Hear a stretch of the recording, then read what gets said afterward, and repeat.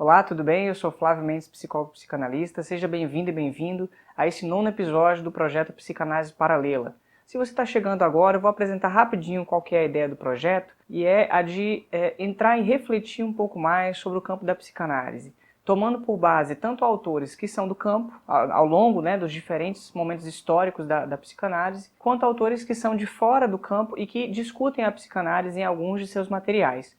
Então, a proposta do paralelar é exatamente ao mesmo tempo colocar uma leitura e fazer um paralelo entre esses diferentes materiais, refletindo a respeito deles e trazendo várias e diferentes visões e reflexões sobre o campo da psicanálise, não somente uma via de reflexão a respeito dela. Tudo bem? A gente chegou então no nono episódio. Eu escolhi um autor que está aí de algum modo dialogando com os materiais que eu estou trazendo em relação ao tema da ciência, que é o filósofo da ciência Karl Popper. Ele, juntamente com outros 3 filósofos da ciência, são muito importantes no campo da proposição do que é a ciência.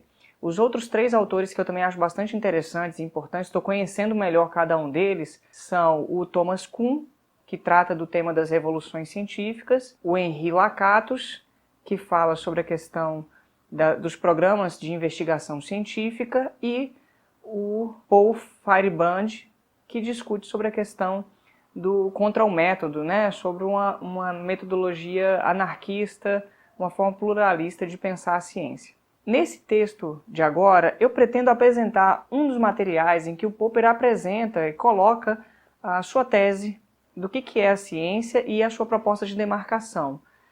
Acho que o importante e o interessante desse texto, ele fala de psicanálise no texto, por isso que eu estou tomando por base esse texto para apresentar, mas o importante nesse texto é entender o que esse cara está falando do que é ciência e o que não é ciência, por consequência do que ele está dizendo, até porque na medida que você diferencia uma, você precisa da outra, do que não é, para fazer essa reflexão.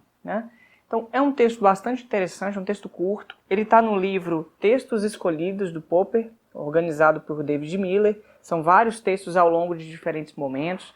O texto se chama O Problema da Demarcação, é de 1974, 2 anos antes do texto que eu utilizei no episódio 7 do Foucault. E é um material em que ele está apresentando realmente sua tese de trabalho, qual que é a sua proposta.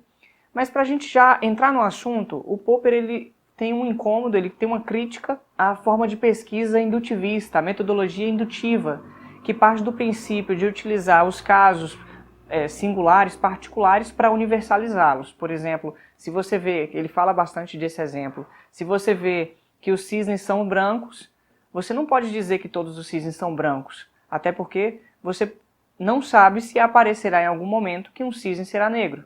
Então, você precisa sempre pensar nessa questão do indutivismo. Então, ele faz uma crítica ao indutivismo porque se você toma os casos singulares para universalizá-los, em algum momento pode aparecer alguma coisa que vai colocar em xeque sua teoria. Então, ao invés de ser indutivista, pegando alguns casos singulares, isso aconteceu comigo, aconteceu com tal pessoa, portanto acontece com todo mundo, ele está propondo um método chamado hipotético dedutivo. Você parte do princípio de que já é assim universal e você vai tentar criticar o seu método para ver se de fato ele é verdadeiro ou não. Então, ao invés de tentar provar que seu método está certo, você tem que tentar provar que ele não está errado. Então, essa é a base do pensamento do Popper.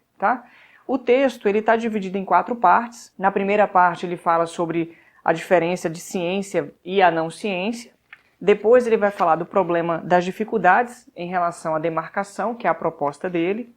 Em seguida, ele vai falar das teorias empírico-científicas e as teorias não científicas. E, por fim, ele vai falar sobre as hipóteses ad hoc e as hipóteses auxiliares, que é um aspecto extra que ele está colocando aqui, ok? Essas 4 partes, se você está acompanhando e lê a descrição do material que eu faço no vídeo, elas estão indicadas na própria descrição, inclusive com o tempo que você pode olhar. Então, pelo celular não dá para assistir, mas pelo computador, se você entrar e ver a descrição do vídeo de cada um dos episódios, os mais recentes, a partir do 8º, na verdade, você vai ver que tem lá indicando qual que é a parte do episódio e o tempo para você clicar e já ir diretamente para essa parte, caso você queira assisti-la. Tudo bem? Então vamos começar entrando nesse primeiro tópico, que eu acho que é interessante porque o Popper está tentando fazer uma distinção do que é ciência e do que não é ciência, tá bem? Ele começa até falando, olha, ocupo-me do problema da demarcação e explico como ele se relaciona com os problemas do conteúdo empírico, das pesquisas, da empiria, da realidade e da testabilidade, de testar esse conteúdo. E aí ele fala, tem um parágrafo que eu acho bastante interessante, de o que seria uma ciência para ele, mas ainda de uma forma romântica. Então a concepção dele de ciência começa com o romantismo. Ele fala assim, considero a obra dos grandes cientistas como paradigma de ciência. Respeito também os menores. Centenas de grandes homens e grandes cientistas estão na categoria do quase heróico. Com todo respeito aos cientistas menores, quero transmitir aqui uma ideia heróica e romântica da ciência e de seus trabalhadores. Homens que se dedicaram humildemente à busca da verdade, à ampliação do nosso saber. Homens cuja vida foi uma aventura de ideias ousadas. Entre eles, disponho-me a considerar muitos de seus auxiliares menos brilhantes, que também se dedicaram a buscar a verdade, a grande verdade. Então, ele está trazendo já nesse material algumas questões que eu acho importantes, que são a busca da verdade, a questão do heroísmo e as ideias ousadas. Então, isso vai girar em torno aí da reflexão dele. Mais um pouquinho à frente, ele fala assim, vou ler também esse parágrafo. Assim é a ciência para mim. Não tento defini-la por ótimas razões. Ele vai explicar melhor a questão de por que ele não define as coisas. Quero apenas traçar um quadro simples do tipo de homens que tenho em mente e de suas atividades. Será um quadro muito simplificado. São homens de ideias inovadoras, mas muito críticos em relação às suas próprias ideias. Procuram descobrir se elas estão corretas, tentando, em primeiro lugar, descobrir se não estão erradas. Trabalham com conjecturas ousadas e com tentativas severas de refutar as próprias conjecturas. Conjecturas são inferências, elucubrações, reflexões, tá? Então aqui o que ele está dizendo? Que a ciência para ele tem a ver com uma certa ousadia, tanto do ponto de vista de construir ideias novas, quanto do ponto de vista de criticar essas ideias novas. Então o cientista para o Popper tem esses dois lados. Não basta a teoria inovadora, ousada, tem também que ser bastante crítico com essa teoria. Esses são os dois elementos que ele vai construir ao longo dessa primeira parte. Então, ele vai continuar falando das ideias ousadas, né, que são hipóteses ou conjecturas novas e arrojadas, mas que isso também depende de outro aspecto.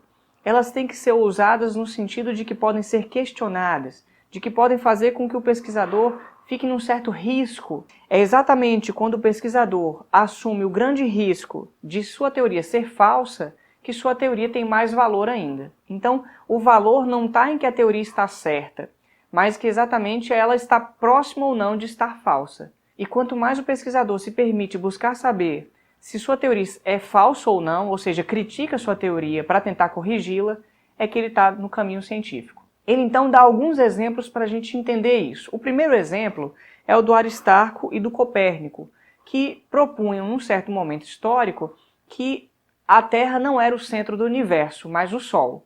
A gente sabe hoje, pela ciência, que o Sol também não está no centro do universo. Mas naquele momento em que se pensava que a Terra era o centro do universo e se propôs que o Sol era o centro do universo, foi uma ideia ousada, uma teoria arrojada, diferente, perturbou as ideias daquele momento. Ele fala, isso é bastante interessante, mas me interessa muito mais saber o outro lado disso.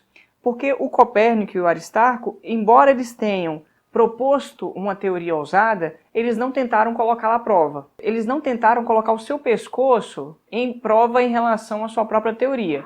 Embora o que eles propunham teoricamente serviu de consequências para construir o campo científico. Então, o exemplo deles dois toca no primeiro aspecto que o Popper está falando sobre a importância da ciência, sobre o que é uma ciência. O aspecto de que se tem uma teoria ousada, mas não tocou no outro aspecto de fazer uma autocrítica, uma crítica da própria teoria. Então esse é o primeiro exemplo que ele está dando. Então ele fala um outro exemplo que é o do Kepler, quando Kepler propôs suas leis, as 3 leis de Kepler. Né? Ele fala que Kepler tinha teorias bastante ousadas, bastante interessantes para ele. A visão que ele tinha, ele gostava muito inclusive de algumas delas. Entretanto, como Kepler tinha uma disposição a buscar a verdade a todo custo, ele decidiu colocar as suas teorias prediletas, inclusive à prova, e foi vendo que muitas delas não serviam, até que ele foi resumindo e reduzindo até chegar então nas 3 leis, que não necessariamente deixaram ele satisfeito. Na verdade, não deixaram porque não eram exatamente as que ele queria.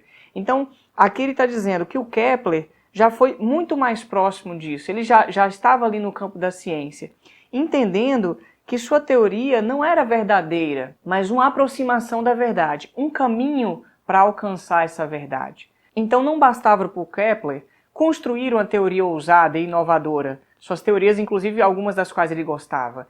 Importava também que ele avaliasse-as, que colocasse em risco, que colocasse em xeque, para ver se de fato elas não seriam falsas. Era isso, é exatamente essa crítica à teoria que faz com que ela se aproxime um pouco mais do campo da verdade. Então a gente já vai escutando esses exemplos e entendendo um pouco melhor o que o Popper pensa como verdade, porque a verdade é exatamente uma certa realidade a qual a teoria tenta alcançar. Então a verdade está lá, numa certa realidade. A verdade está num caminho o qual a gente vai traçando, trilhando até alcançá-la, do ponto de vista da teoria científica. Quando ele fala do Kepler, ele fala em seguida que a teoria dele foi testada à luz das novas teorias, né, do Newton e do Einstein. E foi identificado que algumas das coisas que ele estava propondo estavam incorretas. E isso vai mostrando que, embora fosse verdadeiro o que ele estava colocando, não era tão verdadeiro quanto outras possibilidades teóricas. Era uma aproximação menor que outras teorias que existiriam ali. Então ele começa a falar também do Newton e do Einstein, diz que foi por conta do Kepler, do Newton e do Einstein, que ele se aproximou um pouco mais do campo científico, principalmente das do Einstein. E ele dá 5 motivos pelos quais a teoria do Einstein, a forma como Einstein lidou com sua teoria, o agradou profundamente. O primeiro motivo é que foi uma teoria muito ousada, que é a teoria da relatividade especial e depois a teoria da relatividade geral, tá? Essas duas e a forma como Einstein lidou com isso impactou muito. Primeiro, muito ousada, extremamente ousada, que colocou até a teoria de Newton um pouco mais de lado. Então esse foi um primeiro aspecto. O segundo é que do ponto de vista da teoria do Einstein, a gente começa a entender, ele diz que a teoria de Newton não é verdadeira, é só uma aproximação da verdade. Então, ela é uma aproximação muito boa, mas ao mesmo tempo também é falsa. Ela serve, mas não serve tanto quanto poderia servir. E aí, o que está em questão não é que uma teoria seja somente verdadeira. O que faz uma teoria ser científica é o fato de que ela tente a todo custo se aproximar um pouco mais da verdade, corrigindo-se constantemente. O terceiro aspecto foi que, a partir da teoria que o Einstein propôs, ele indicou 3 previsões muito importantes que sua teoria estava indicando enquanto consequência. E a questão da previsão é muito importante para o Popper. Essas 3 previsões, ele fala já no ponto 4, que o impressionou bastante, o Einstein disse que elas tinham que ser provadas e que se elas não fossem provadas, a sua teoria estava errada. Ou seja, o Einstein estava colocando ali uma possibilidade de refutar a sua teoria, de torná-la falsa, caso esses 3 elementos aí, essas 3 previsões não acontecessem. Isso para o Popper chamou muita atenção.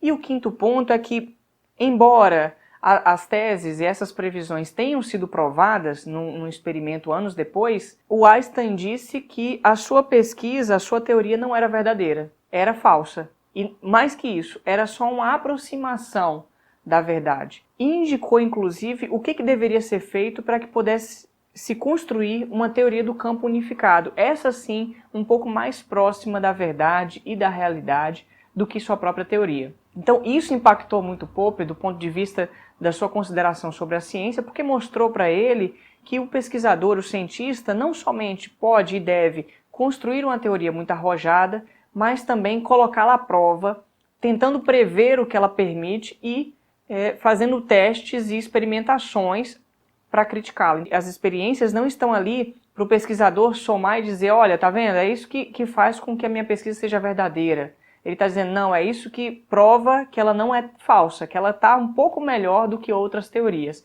mas ela pode ser falseada a qualquer momento. Então esse falseamento é um método em que o pesquisador coloca em teste, em prova, a sua própria pesquisa para ver se ela não incorre o risco de estar errada. Se ela não incorre o risco de estar errada, ela está então um pouco mais certa, ela é um pouco mais verdadeira do que outras. Dá para entender? Se não estiver entendendo, avisa aí que a gente vai discutindo nos comentários depois, tá ok? Então, quando ele fala isso, ele coloca, né, de que a gente vai percebendo que todos esses cientistas que o agradam são pessoas que tiveram essa dupla postura.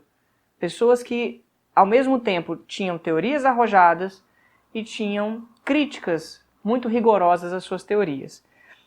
Ele até coloca o seguinte, que eu acho que ajuda a entender um pouco melhor esse ponto. Ele fala até do Einstein. Ele diz assim: apesar de descrer na verdade de sua teoria, que considerava somente como uma nova e importante aproximação da verdade, Einstein nunca duvidou do resultado do experimento que seria feito para provar ou não. A coerência de sua teoria, sua lógica interna, convenceu-o de que ela constituía um passo à frente, apesar de acreditar que não era verdadeira. Então, para ele, a ciência é a que vai dando sempre esse passo à frente. Então, o que está em questão é exatamente uma ciência que se questiona, tá bom? Logo em seguida, ele fala algo que eu acho bastante interessante e importante, que ele mostra exatamente o que é o mundo para ele e como a ciência deve funcionar. Aqui ele mostra, inclusive, qual que é o seu método que ele está propondo enquanto demarcação. Eu vou lê-lo aqui e a gente vai acompanhando, tá bem? Existe uma realidade por trás do mundo, tal como ele se nos aparece. Possivelmente uma realidade com muitas camadas, das quais as aparências são as mais externas. O grande cientista tenta adivinhar corajosamente, conjecturar com ousadia, como são essas realidades internas. Isso se assemelha à criação de mitos. Podemos avaliar a ousadia pela distância entre o mundo das aparências e a realidade conjecturada, as hipóteses explicativas. Mas existe outra ousadia de tipo especial, ousadia de prever aspectos do mundo das aparências que passaram despercebidos até então, mas que esse mundo deve possuir se a realidade conjecturada estiver mais ou menos correta e se as hipóteses explicativas forem aproximadamente verdadeiras. É esse tipo especial de ousadia que tenho em mente quando falo de conjecturas científicas arrojadas. Trata-se da ousadia de uma conjectura que corre um risco real, o risco de ser testada e refutada, o risco de entrar em conflito com a realidade. Assim, minha proposta é a seguinte: esse segundo tipo de ousadia, associado à disposição de buscar testes e refutações, é o que distingue a ciência empírica, entre aspas, da não ciência, e em especial dos mitos pré-científicos e da metafísica. Darei a essa proposta o nome de demarcação. Então aqui ele termina a primeira parte do texto, ele diz o que é ciência para ele diz como definir essa ciência. Então a ciência tem a ver com a construção de ideias arrojadas, de conjecturas ousadas, né? Mas também a ideia de que a ciência se critica e coloca em questão de forma empírica, né? Fazendo testes, tenta refutar a própria construção dessas ideias arrojadas e ousadas. Dá para entender? São esses dois aspectos que para o Popper faz com que ele entenda, né, que um campo seja uma ciência. Por outro lado, quando ele fala que a realidade é formada por várias camadas e o pesquisador quer se aprofundar, o cientista, ele quer entrar nessas camadas, ele está mostrando aqui que para ele a realidade é exatamente essa busca de algo cada vez mais profundo. E além disso, ele mostra como que a tentativa do cientista em produzir teorias é equivalente à criação de mitos. Então, a primeira parte, porque você percebeu que são duas partes no trabalho do cientista. A primeira parte é a criação das ideias, a segunda é a crítica dessas ideias. A primeira parte, para ele, equivale a criar mitos. Então, para o Popper, uma teoria, num primeiro momento, ela é uma metafísica, ela é uma elucubração, ela é uma hipótese sobre o que é a realidade, ela é um mito, uma suposição, uma crença sobre essa realidade. Ok, então o cientista deveria dar um passo a mais, ele deveria não somente construí-la, mas também criticá-la. Tudo bem? Tá dando para entender? Vamos então para a segunda parte, que a partir do momento que ele fala da dificuldade da demarcação, ele vai agora colocar 9 pontos no texto, são rápidos, está bem simples, para tentar mostrar as dificuldades que essa proposta coloca. Porque ele está dizendo, inclusive ele fala isso no parágrafo anterior, que assim, Nesse material eu não estou somente apresentando a minha teoria do que é a demarcação, minha hipótese, melhor dizendo, porque ele não gosta da ideia de definição, ele prefere a ideia de uma proposta. Então eu estou colocando a proposta do que é a demarcação, mas eu também tenho a obrigação de colocar as críticas que possam refutá-la. Dá para entender? Então ele está tentando colocar aqui exatamente o mesmo princípio que ele está propondo como uma diferenciação do que é ciência e do que não é ciência. Ok? Vamos então caminhar por essa via. Toda essa segunda parte, pelo que eu estou entendendo, eu posso estar errado, eu espero que você possa ter acesso a esse material em algum momento, ele está girando em torno da questão da diferença entre definir e propor. Então, todos os tópicos vão tentando alcançar isso. Por quê? Para ele, a definição, esse já é o primeiro tópico, inclusive, definir alguma coisa é tentar buscar uma essência dessa coisa e você fica preso numa concepção, numa forma aristotélica de pensar as questões. Então, se você diz que a água congela a 0 graus Celsius, isso é uma definição ou é uma proposição? Porque uma definição é axiomática, ela é isso e ponto, ela é inquestionável. Mas se ela for uma proposta, ela pode ser colocada em xeque. Por isso que ele evita a palavra definição e ele vai fazendo algumas críticas e comentários sobre como os cientistas vão tentando, ao invés de propor, definir. Porque uma proposição você pode refutá-la e dá para entrar na proposta da demarcação diante dela. Mas uma definição não pode ser refutada porque é uma definição. Ela é fechada, é isso e pronto. Se eu digo que os cisnes são brancos, isso é uma definição ou é uma proposição? Se for uma definição, é isso e pronto. Se aparecer um animal igual a um cisne, mas que seja preto, ele é um cisne ou é um animal de outra espécie? Então, é essa reflexão que ele está fazendo aí.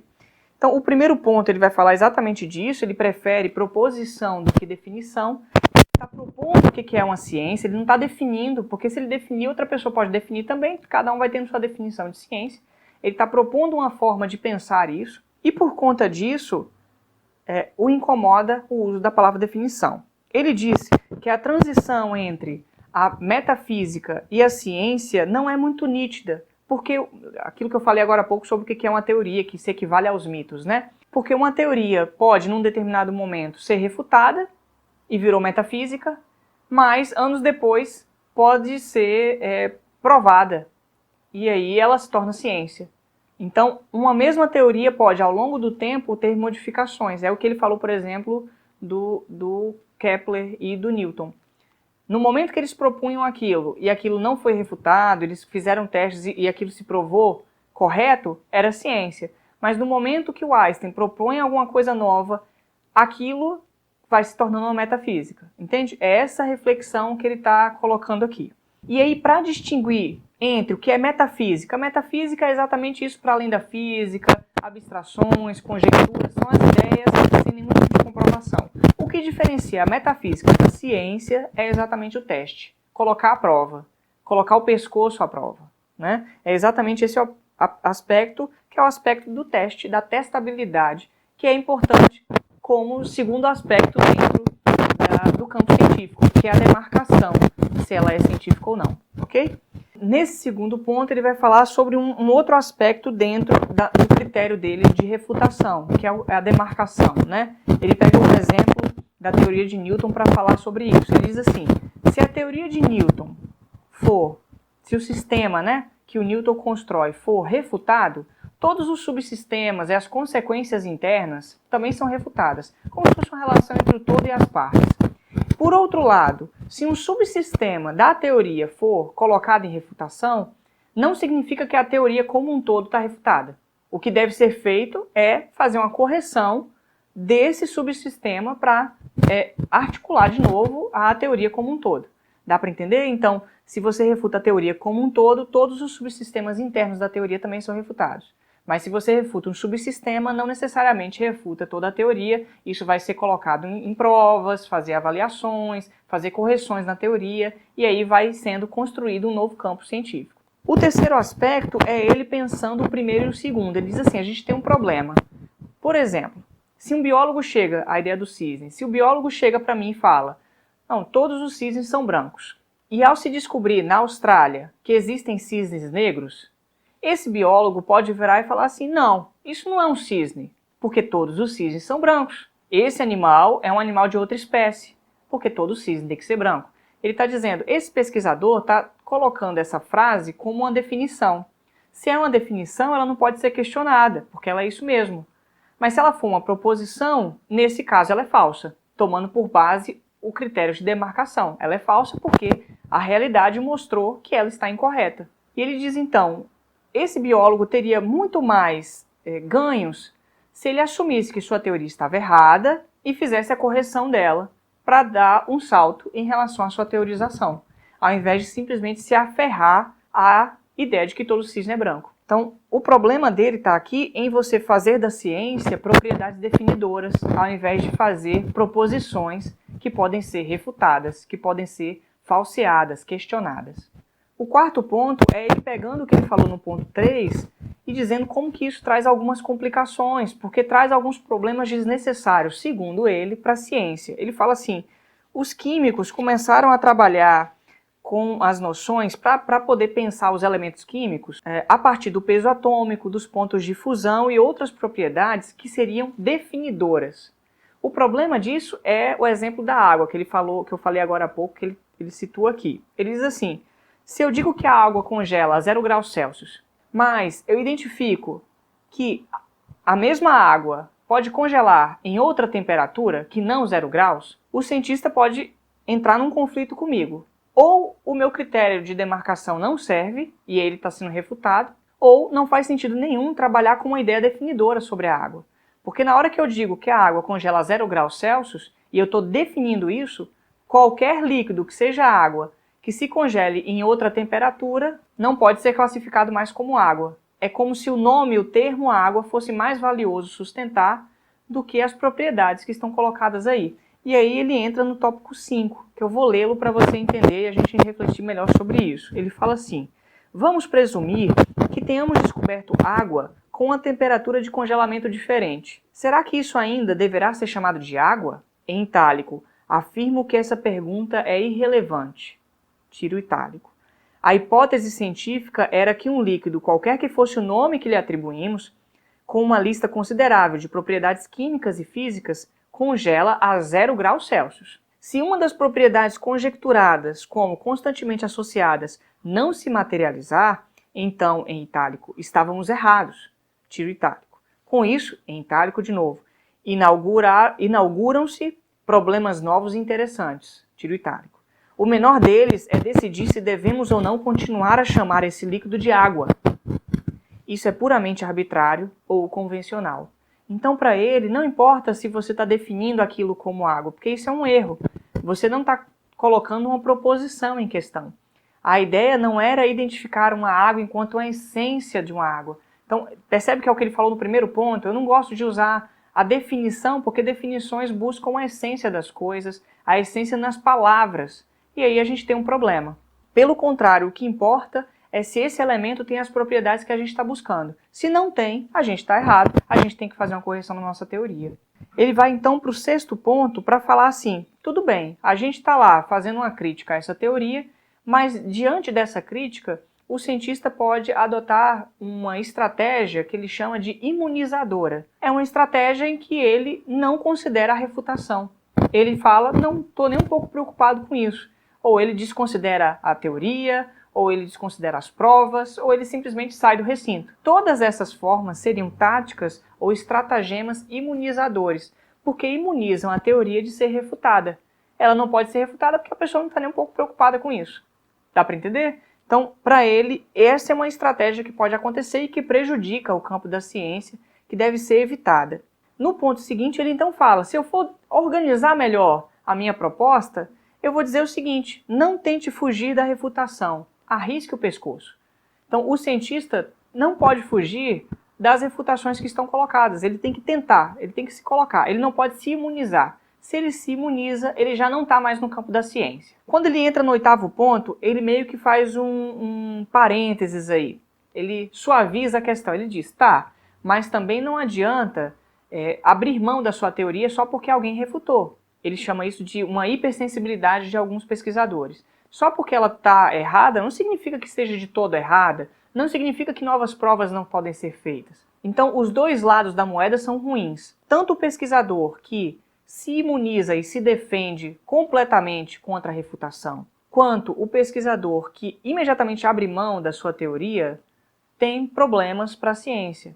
Na verdade, o caminho mais interessante para ele é esse meio termo, em que há uma margem para debater e tentar construir melhor as suas teorias. Não tanto dogmaticamente, embora um pouco dogmaticamente, não tanto abrindo mão, embora um pouco abrindo mão. E o 9º ponto é ele fazendo um fechamento desse tópico do texto, dessa parte do texto. Ele diz assim: a verdade é que devemos exercer constantemente a crítica. Devemos ser autocríticos em relação às nossas teorias e autocríticos em relação à nossa própria crítica. E é claro, nunca devemos nos esquivar de problemas. Tudo bem? Então, ao mesmo tempo crítico para construir, mas também crítico para refletir sobre a nossa crítica, para também não abrir mão da teoria que a gente está construindo. Aqui ele está colocando, enfim, os problemas e as questões relacionadas à demarcação. Evitar ideias definidoras, trabalhar com propostas que podem ser refutadas, não fugir dessas refutações, né, evitar isso, tentando imunizar-se, né, mas também não abrir mão tão rapidamente da sua teoria. Então, o movimento do cientista é um movimento de, ao mesmo tempo, construir uma teoria arrojada, criticar-se, mas também não abrir mão dessa teoria tão rapidamente para trabalhar.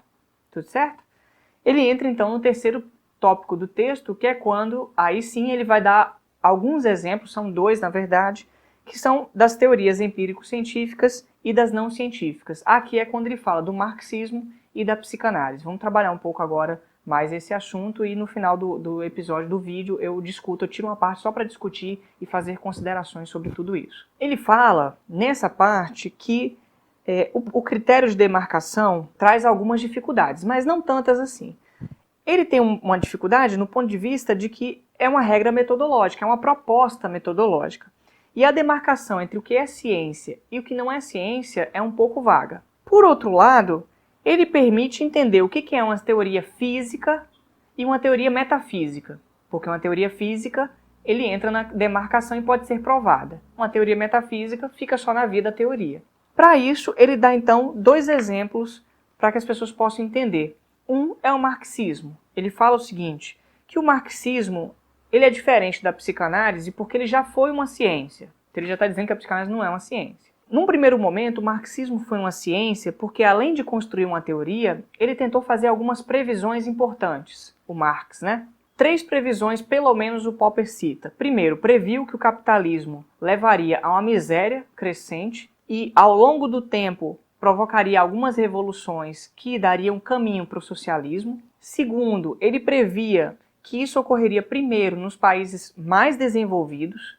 E a terceira, que a evolução técnica dos meios de produção teria desdobramentos sociais, políticos e ideológicos.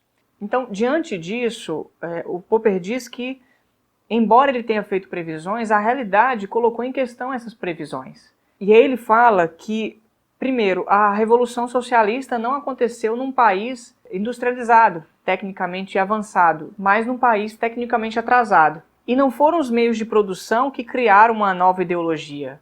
Foi a ideologia de Stalin e de Lenin que produziram uma nova modificação nos meios de produção, associando aí o socialismo com a industrialização e a eletricidade. Então ele fala, nesse sentido, a teoria do Marx foi refutada.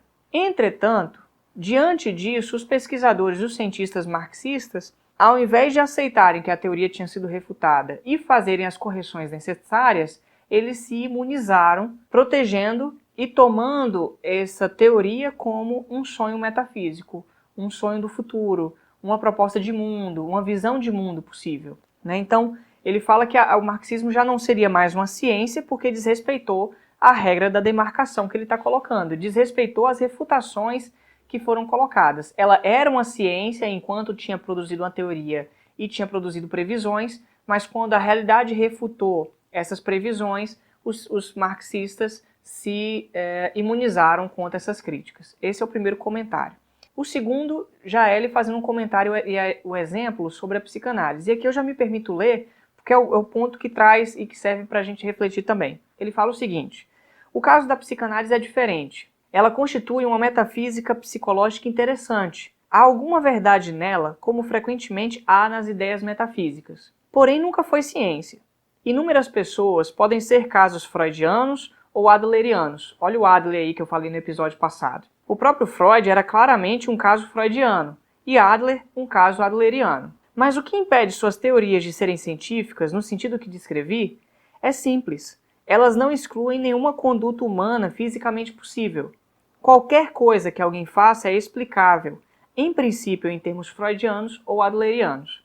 O rompimento de Adler com Freud foi mais adleriano que freudiano, mas Freud nunca o considerou como uma refutação de sua teoria. A questão é clara. Nem Freud nem Adler excluem a possibilidade de que uma pessoa qualquer haja de uma maneira qualquer, seja quais forem as circunstâncias externas. Pela teoria de Freud, é impossível prever ou excluir se um homem se disporia a sacrificar a vida para salvar uma criança que se estivesse afogando, um caso de sublimação, ou a assassinar a criança, afogando-a, um caso de repressão. A teoria é compatível com tudo que pode acontecer, mesmo sem recorrer a qualquer procedimento especial de imunização. Esse finalzinho está todo em itálico. Assim, enquanto o marxismo tornou-se não científico por adotar uma estratégia de imunização, a psicanálise foi imune desde o começo e assim permaneceu. Em contraste, a maioria das teorias físicas é bastante isenta de táticas de imunização e altamente passível de refutação, para começar. Como regra geral, elas excluem uma infinidade de possibilidades concebíveis. O principal valor de meu critério de demarcação foi assinalar essas diferenças. Ele me levou à tese de que o conteúdo empírico de uma teoria pode ser medido pelo número de possibilidades que ela exclui, desde que se adote uma metodologia razoavelmente não imunizadora. Então ele está fazendo aqui uma crítica à psicanálise no sentido de que a psicanálise ela não prevê nada que pode acontecer no futuro de alguém, né? Ela fala sempre de algo que aconteceu e ela tem explicações para todas as coisas. Ao mesmo tempo, ela se imuniza, já se imunizou desde o começo, não foi que nem o marxismo, que era uma ciência no primeiro momento, se imunizou, mas ela se imuniza desde o começo e se protege de qualquer tipo de refutação possível. Além disso, mesmo as divergências e as separações que acontecem dentro do campo psicanalítico, como a de Adler e Freud, não mostram para o Freud nenhum tipo de refutação da sua própria teoria. Então, o que ele está falando? O marxismo foi ciência, deixou de ser e se transformou numa metafísica. A psicanálise já é uma metafísica, nunca foi ciência. Tudo bem? Eu vou refletir melhor daqui a pouco. No quarto tópico do texto, ele vai falar das hipóteses ad hoc e as hipóteses auxiliares. Essas hipóteses servem para acrescentar elementos a uma teoria sem necessariamente colocá-la em refutação. Então, é basicamente pensar o seguinte: a partir do momento que vemos uma falha na teoria, ao invés de tentarmos corrigir essa falha, vamos criando novas hipóteses para acrescentar como braços, são hipóteses auxiliares ou ad hoc, para que isso se sustente um pouco mais ao longo do tempo. A diferença entre as hipóteses auxiliares e a ad hoc é que as auxiliares elas podem ser colocadas em refutação, tem como ser testadas, mas a ad hoc não tem por falta de possibilidades empíricas de teste naquele momento. Então é como se isso postergasse um pouco mais para o futuro a possibilidade de crítica de uma teoria. E aqui ele fala que ele não acha interessante isso, porque se você faz isso, você vai salvando a teoria, criando braços, formas auxiliares de sustentá-la, mas sem de fato colocá-la em questão. Você não está refutando. Então você não está entrando no critério de refutação. Você, na verdade, está só salvaguardando e postergando a possibilidade de criticar essa teoria que você está propondo. Entendeu? Como se fosse uma estratégia, não é uma imunização, mas é uma imunização. Né? Não é uma imunização porque você está dizendo, não, essa teoria ela ainda funciona, mas existe isso, isso e aquilo. Por outro lado, você está postergando a problemática colocada. Tudo bem? Eu vou agora entrar numa parte já do episódio para refletir sobre o texto e trazer isso um pouco para a psicanálise para a gente pensar um pouco. Mas antes disso, coloca no comentário o que você achou sobre esse assunto. O que você pensa sobre isso?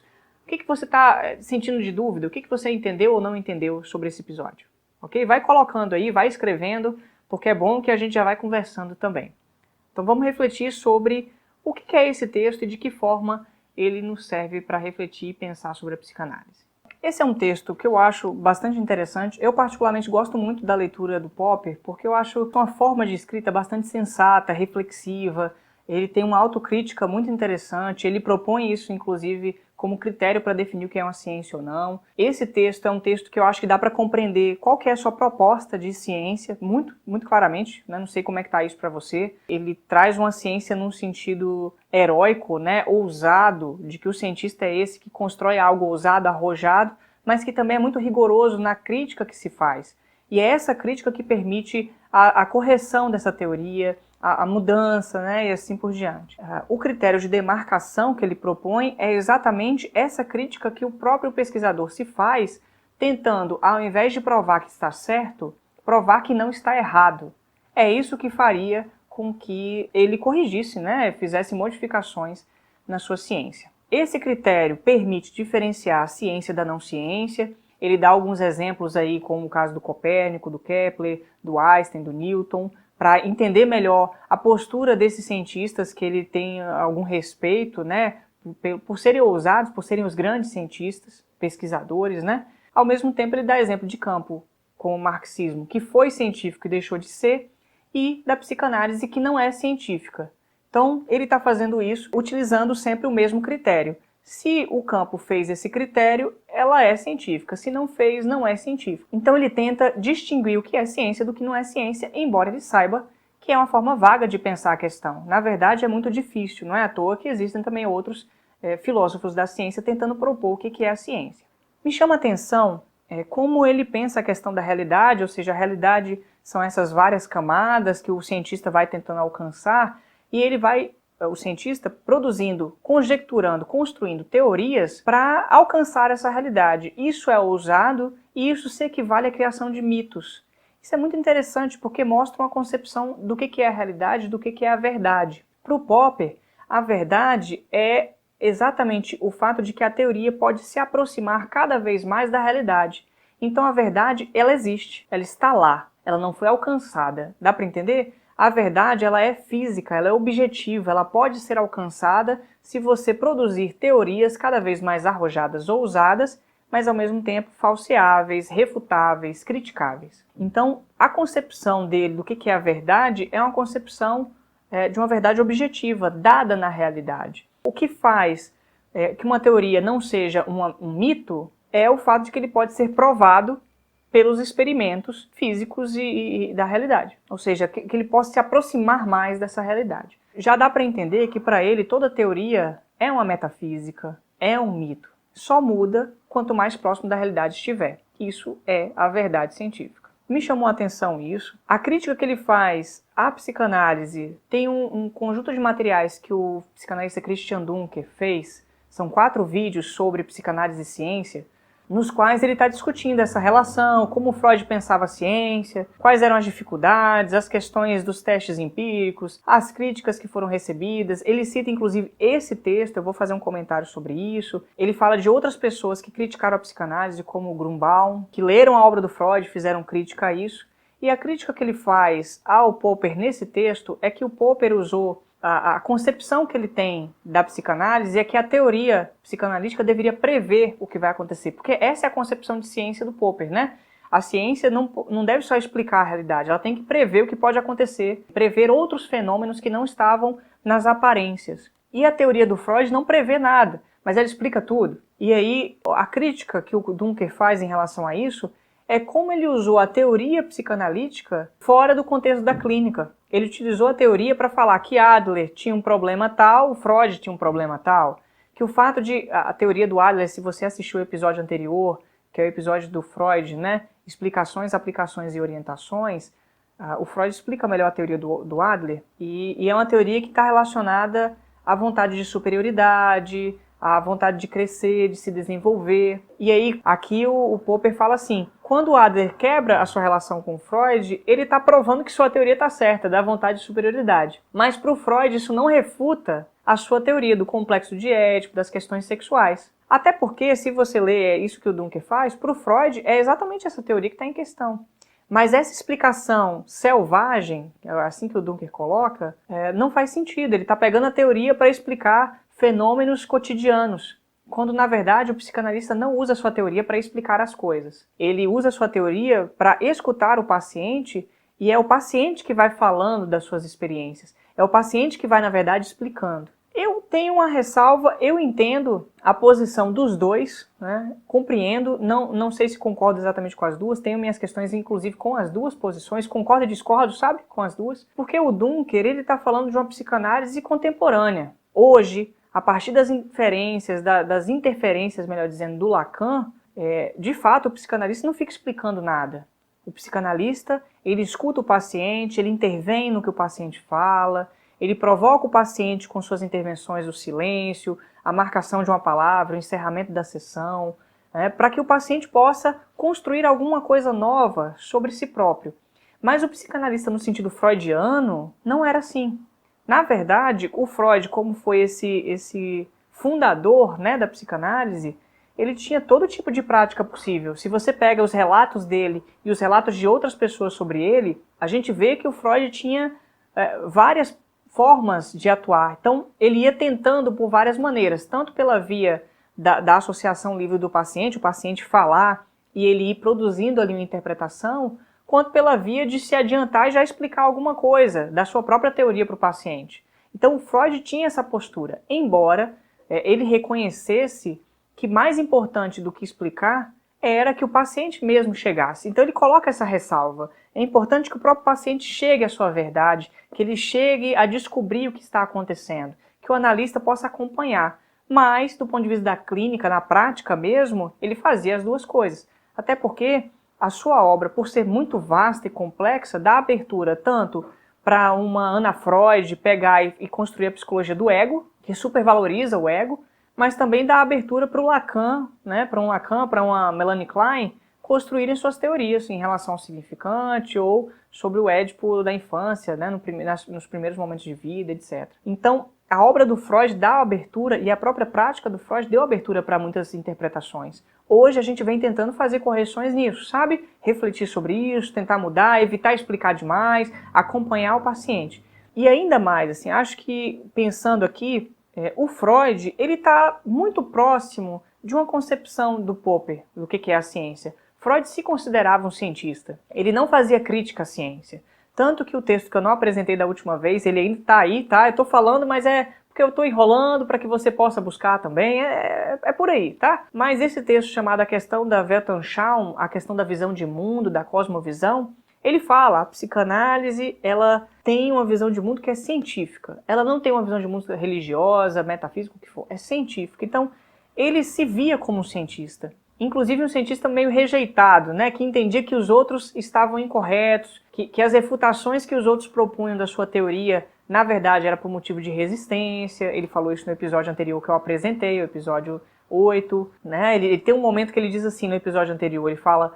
A primeira forma de psicanálise aplicada que eu trabalhei foi a de pegar e tentar aplicar o que acontece com o paciente no consultório, da sua resistência diante da intervenção do psicanalista, àquelas pessoas que fazem críticas à psicanálise. Então ele começou a, como um bom psicanalista, muitas aspas aí, interpretar o que os outros estavam dizendo. Então se alguém refuta ou critica a psicanálise, isso é porque a pessoa não fez análise, isso é porque a pessoa tem questões com a psicanálise, tem dificuldades que não foram elaboradas, porque a psicanálise traz assuntos muito violentos e agressivos, como a sexualidade, a questão da morte, a sexualidade infantil, né, as perversões sexuais. Então ele entendia que sua teoria não era aceita, não porque ela tinha algo de errado, mas porque as pessoas tinham questões com os conteúdos que ela estava apresentando. Dá para entender? Então, eu entendo a posição do Christian Dunker em relação à crítica ao Popper, a esse comentário de que o Popper pegou a teoria e tentou explicar os fenômenos, né? Isso que ele fala assim, a teoria psicanalítica pode explicar qualquer coisa, mas você não consegue dar conta se uma pessoa que está lá em relação a uma criança que está se afogando, se ele salva a criança, que seria uma sublimação, ou se ele afoga a criança mais ainda, que seria uma repressão. Isso é uma interpretação selvagem, até porque sublimação e repressão são mecanismos psíquicos, não são atitudes, atos físicos, comportamentos. É como se ele tivesse feito da teoria psicanalítica uma teoria comportamental, explicativa, né? Não no sentido dos behavioristas, mas de explicação dos comportamentos. E não funcionaria dessa maneira. A psicanálise, ela explica de forma retroativa. Então, ela, na verdade, explica implicando o paciente no processo. Eu acho que isso traz muito problema, porque não, tem dificuldades. Por outro lado, é bastante interessante a perspectiva, contanto que a gente faça uma leitura já no viés lacaniano, porque é Lacan que dá uma resolvida nisso. Para o Freud, primeiro, o inconsciente existia, né? Não enquanto cérebro, mas existe enquanto realidade. O inconsciente é uma dessas camadas profundas que o Popper falou. O Freud pensava dessa maneira também. O Lacan já entende que não. O inconsciente não é que ele existe, ele é fundado a partir da intervenção do psicanalista com o paciente. Quando o paciente vem para o consultório, ele não tem inconsciente. O inconsciente é uma hipótese que o psicanalista tem e que ele desenvolve no contexto de uma transferência de trabalho com o paciente. O paciente fez um sonho, trocou palavra por outra, esqueceu alguma coisa, cometeu um equívoco. Diante disso, o psicanalista intervém para que isso provoque efeitos. E isso provoca novos efeitos na vivência desse indivíduo. Então, pela visão lacaniana, a gente entende algumas coisas. Por exemplo, o inconsciente não existe enquanto realidade. Ele é construído a partir da intervenção do psicanalista no processo com o paciente. O inconsciente é uma hipótese de trabalho junto com o paciente. É a partir daí que o paciente pode se escutar de um outro lugar, porque ele vai começar a entender que tem alguma coisa que o ultrapassa e ele vai caminhar por essa via.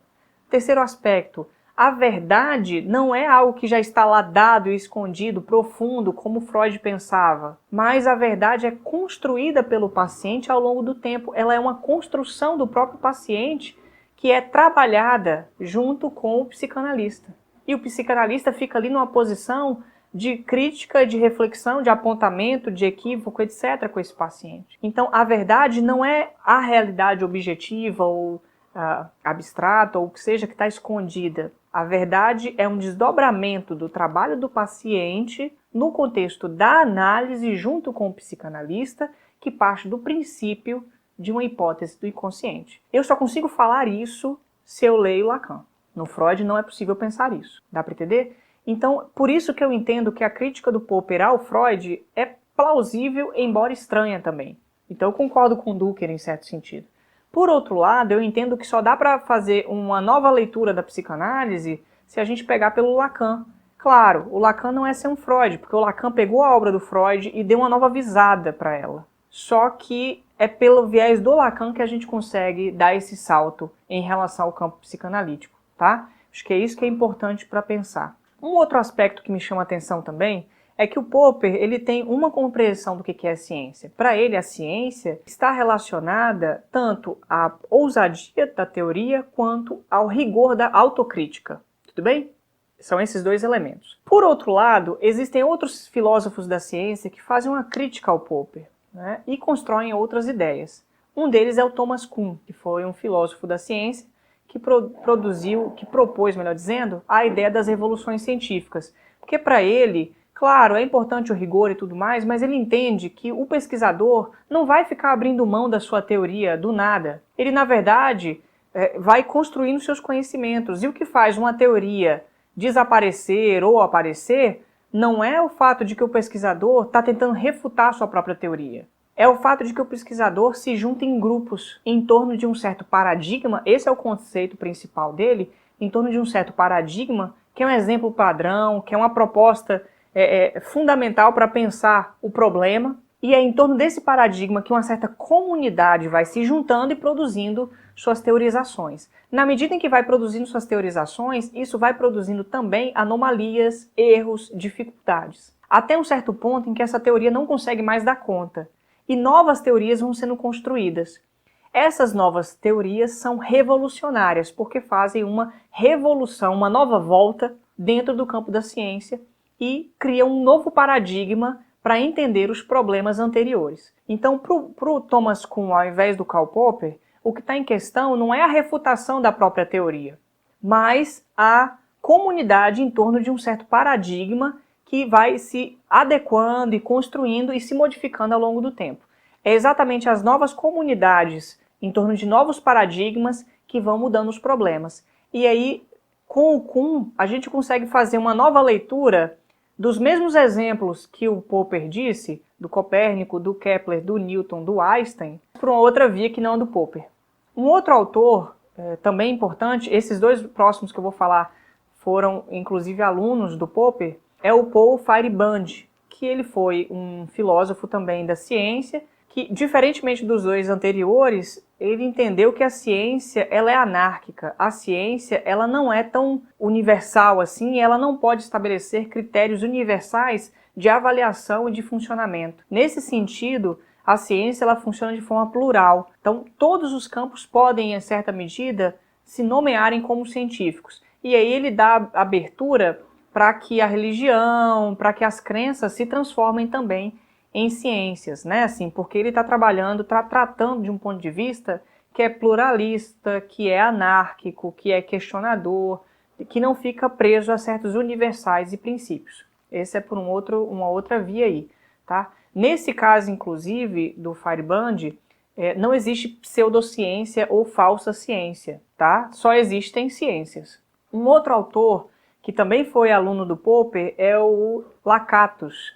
Ele tentou articular tanto a proposta do Popper em relação à validação científica com a proposta do Kuhn das comunidades, com a ideia da heurística negativa e positiva e das PIC, né, dos programas de investigação científica. Ao invés de ficar na questão da refutação, ele diz que os grupos científicos, na verdade, as pessoas que estão dentro da ciência, têm que se organizar em grupos e esses grupos têm que criar um programa de investigação científica a partir do qual eles vão trabalhar. Esse programa tem uma heurística, uma proposta de descobertas e de investigações que é negativa e outra que é positiva. A heurística negativa serve para indicar quais que são os axiomas importantes do campo, que são esses pontos inquestionáveis. Então, tá vendo? Ele já está indo contra o Popper no sentido de que não é questionável. Então, existe algo que não pode ser questionável. Não, é como se fosse uma definição, eu entendi. E em torno disso você tem a heurística negativa, que vai fazendo um cinturão de proteção e que serve essa sim para entrar em contato com outras, porque ele vai entrando na questão das refutações, das críticas, das avaliações, etc. Mas aquele elemento de centro continua irrefutável. Dá para entender? Então são 4 filósofos da ciência pensando e dizendo o que é ciência. Então isso mostra, pelo menos para mim, que não existe só uma concepção, que a forma empírica de avaliação e validação não é a única maneira, embora, e aí é importante, tanto o Popper como o Kuhn e o Lakatos, os 3 entendem que a psicanálise não é uma ciência, porque eles entendem que existem pseudociências, né? O único que abriria a possibilidade da psicanálise ser uma ciência seria o Feyerabend, tá? Então, vamos pensando e entendendo melhor isso. Só para terminar, eu vou indicar alguns materiais caso você também se interesse, porque tem esses autores todos aí. Tem um livro do Jean-Jacques Lévy-Leblond chamado A Velocidade da Sombra nos Limites da Ciência. É um livro que ele está discutindo como que a ciência, embora se propõe como imparcial, né, tem todas essas ideias da imparcialidade, da neutralidade científica, na verdade, ela também tem muitos problemas e ela está muito relacionada aos problemas sociais, às demandas sociais e políticas, econômicas, aos problemas de grupo. Então é um livro que traz essa outra visada sobre o que é a ciência, faz uma crítica a essa ideia de imparcialidade e tal. Então toda escolha científica é a escolha de um grupo social em relação a outras, tá? Um outro livro que eu acho interessante se chama Lacan, Um Novo Freud, do Luiz de Andrade. É um livro em que ele pega a obra do Thomas Kuhn e utiliza para falar como o Lacan, em relação ao Freud, fez uma revolução científica dentro da psicanálise, porque ele deu um salto, tá? Eu acho que é um material bem interessante. E um terceiro é o da Montmagny, chamado A Teoria como Ficção. É um material bastante interessante que mostra como a psicanálise pensa a questão da teoria dentro do seu campo. Eu acho que vale a pena também ler, tá ok? Esse é então o 9º episódio, espero que você tenha gostado, coloque aí nos comentários, é uma discussão muito importante que a gente tem que fazer, vamos discutir nos comentários sobre isso e a gente se encontra no 10º episódio do Psicanálise Paralela, tá bem? Um abraço e até mais. Tchau, tchau.